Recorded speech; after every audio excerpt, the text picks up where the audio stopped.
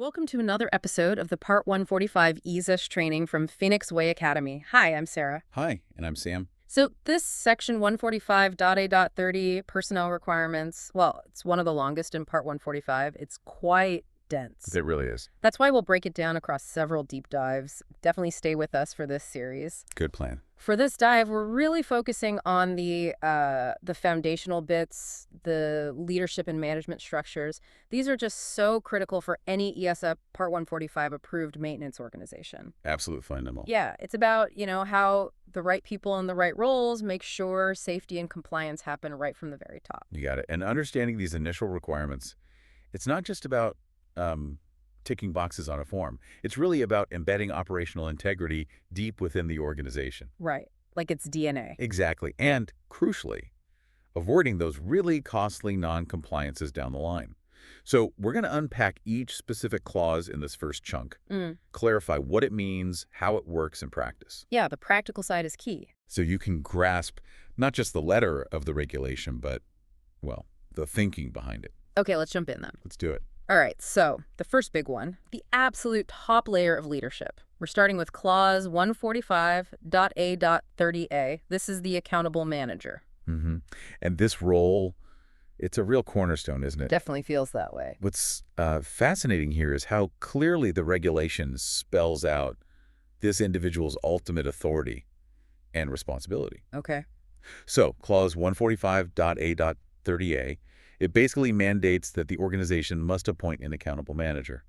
And this person needs corporate authority, real power. Corporate authority to do what exactly? To ensure that all the maintenance activities, everything the organization does, can actually be financed. The money part. Right. And carried out according to the big regulations, Regulation EU 2018/1139, and all its related acts. So finance and compliance. Precisely. This isn't some figurehead role. This is the person whose authority guarantees a few key things. One, that all the necessary resources are there. Resources meaning? Tools, facilities, people, everything needed to do the maintenance correctly, following this annex, Part M, Part ML, as applicable. Okay, what else? Two, they have to establish and really promote the organization's safety policy, the one we find in 145.A.200. Pay two, promote it, not just write it down. Exactly. Make it live. And three, they need to demonstrate a basic understanding of this regulation themselves. Interesting. So they don't need to be an engineer, but they need to grasp the basics. They need to know enough to ask the right questions, to understand the implications, and to ensure their team is compliant. It's about informed oversight. Right. So like the CEO or maybe the managing director of a big maintenance company? That's a perfect example. They might not be turning wrenches themselves. Probably not. But they're the ones approving the budgets for those wrenches, for the hangar space, for enough qualified staff. They sign off on that big picture safety policy. And the buck stops with them, legally speaking. Absolutely. They are ultimately accountable for ensuring the company meets all those EASA standards. That basic understanding lets them steer the ship correctly. Yeah, it makes sense. ELEA wants one person right at the top, holding the purse strings and the ultimate responsibility. No hiding. Exactly. It embeds safety right into the business model. It can't be an afterthought. Okay, got it. So that's the accountable manager. But they can't do it all alone, surely. No, definitely not. And that's where the next clauses come in. While the accountable manager has that ultimate authority, you need a solid structure underneath. Key people responsible for specific vital functions. These are the nominated persons. That's them. Covered in clauses 145.A.30B, right through to CC. Think of them as the main pillars holding up that top-level accountability. All right, let's take them one by one, starting with 145.A.30B, nominated person for maintenance functions. Yes.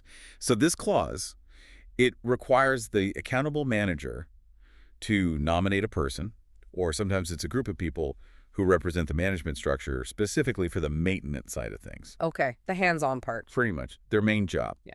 To make sure the organization works strictly according to its maintenance organization exposition, the MOE. The company rulebook. Essentially, yes. Yes.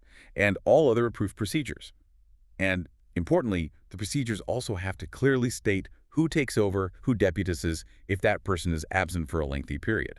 Ah, the backup plan. Crucial for continuity. You can't have a gap in maintenance oversight. So in practice, this would be someone like the head of maintenance Or maybe production manager. Exactly those kinds of roles. The operational lead, they manage the teams actually doing the work on the hangar floor, making sure tasks get done right on time to the standard. And having that named deputy means things don't grind to a halt if they're off sick or on leave? Precisely. Keeps the operation or rhythm going safely. Okay. What's next? Clause C. Right. 145.A.30C. This covers the nominated person or persons for compliance monitoring. Compliance monitoring. So checking that the rules are being followed. Exactly. The regulation says the accountable manager must nominate someone or a group to manage the compliance monitoring function. It's a core part of the management system. Sort of like the internal police. Well, maybe more like an internal auditor or quality assurance lead.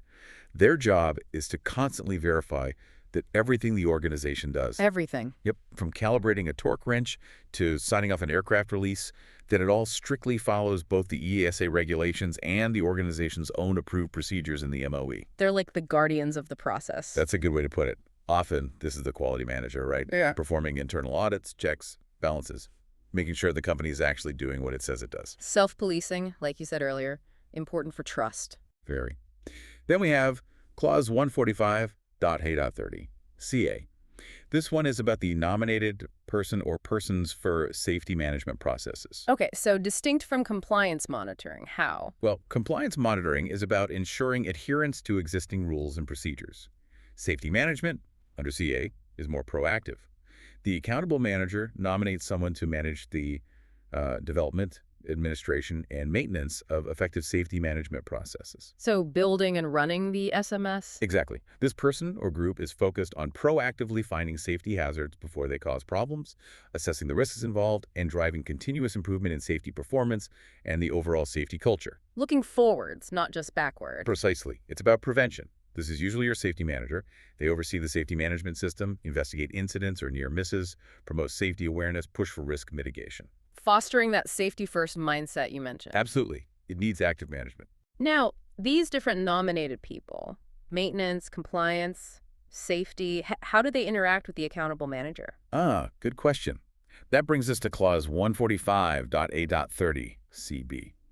Direct reporting and access. Sounds important. It is. Huh? This clause basically guarantees a direct, unobstructed line of communication between these key nominated managers, the ones for maintenance, compliance, and safety, and the accountable manager. No intermediaries. Nope.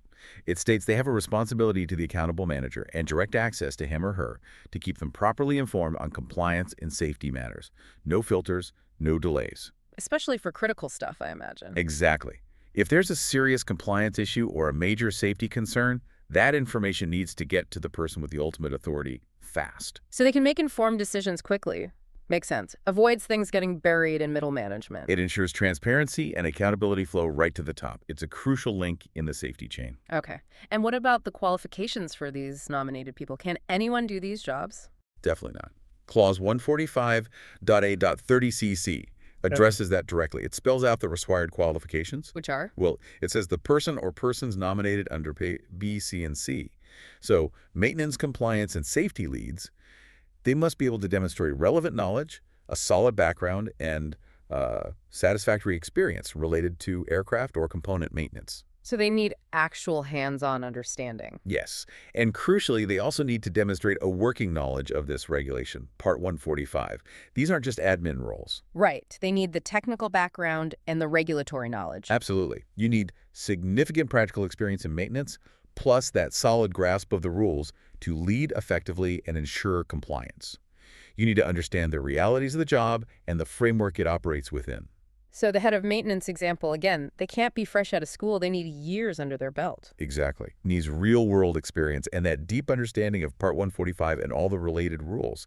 It ensures you have genuine expertise steering these critical functions. Okay, so tying this section together then. What's the big picture for these first few clauses, A through CC? Well, if you look at it, this first segment of 145.A.30 sets up a really clear, multi-layered leadership and management system. You've got the accountable manager at the peak. With the ultimate financial and operational authority. Right, providing that overall leadership and ensuring the resources are there. And then sitting directly underneath, you have these crucial nominated persons for maintenance, compliance monitoring, and safety management. The pillars we talked about. Exactly, forming that vital operational and oversight structure. And the key things are they all report directly to the top, ensuring clear communication. There are filters. And they all must possess specific, relevant expertise and experience. It's a deliberate structure, a clear chain of command, but with built-in checks and balances. Yeah, you can really see how EASA is trying to structure safety right from the executive suite downwards. It's not left to chance. Not at all. Every critical aspect is covered by someone knowledgeable and, importantly, accountable. So, okay, what does this really mean for us, for anyone working in or with a Part 145 organization? This first chunk of 145.A.30, it just hammers home that aviation safety is this deep, multi-layered commitment, doesn't it? It really does. Starting right at the top with the accountable manager, flowing down through these absolutely vital nominated roles. It's all about ensuring that everyone in a position of responsibility isn't just, technically skilled, but also properly qualified for that specific role, directly connected to the key decision makers, and they have to clearly understand their part in the whole airworthiness picture. Well said. And what strikes me here, is that while the regulations meticulously detail the qualifications, the reporting lines, the responsibilities, Yeah. the real strength of an organization, how effectively this all works in practice, often comes down to how well these individuals actually collaborate and communicate with each other. Ah, the human element. Exactly. Which kind of raises a question, doesn't it? Beyond the licenses and the written procedures, how much does the organization's actual culture, that culture of mutual responsibility, of open communication, how much does that ultimately contribute to truly upholding these demanding personnel requirements? That's a really interesting thought, something beyond just the rule book. Something to think about. Definitely. Okay, well, that's all we have time for in this deep dive. In the next one, we will continue our exploration of 145.A.30 personnel requirements, moving into staffing levels and competencies. Looking forward to it. And remember, you can follow us on social media under the name Phoenix Way Academy. Thanks for listening. Stay safe and stay informed.